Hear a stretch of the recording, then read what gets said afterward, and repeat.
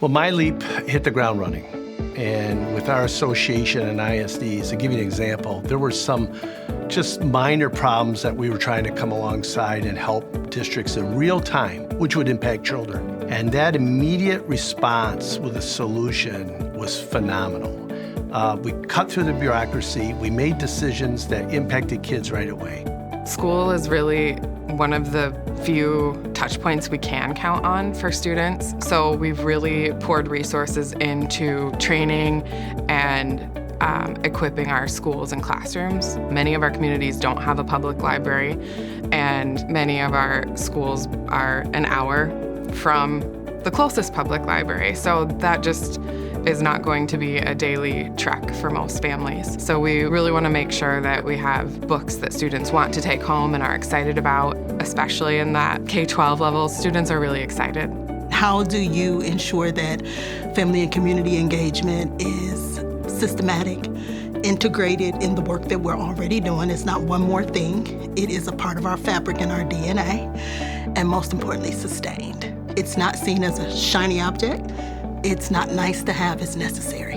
If you want to improve your K-12 results, think about what's happening in the first 5 years of human capital, first 5 years of a child's life.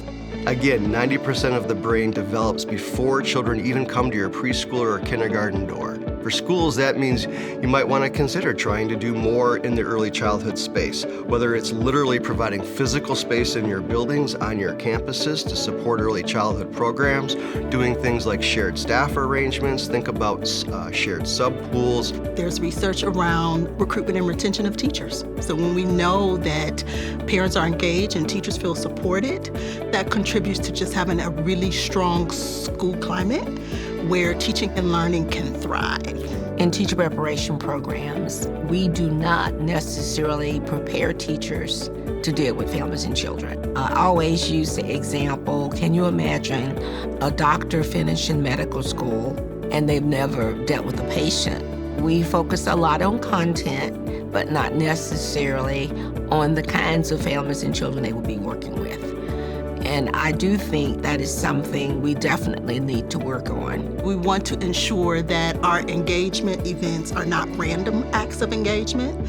Again, they are something that is systemic, integrated, and sustained, and they are linked to learning.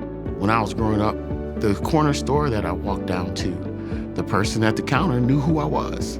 You know, it greeted me every time I walked down and asked me if I was doing a good job. Are you staying out of trouble? You know, but that was the same person also that would see us and say, why are you here? You should be in school. And so the system that we're talking about building is that system.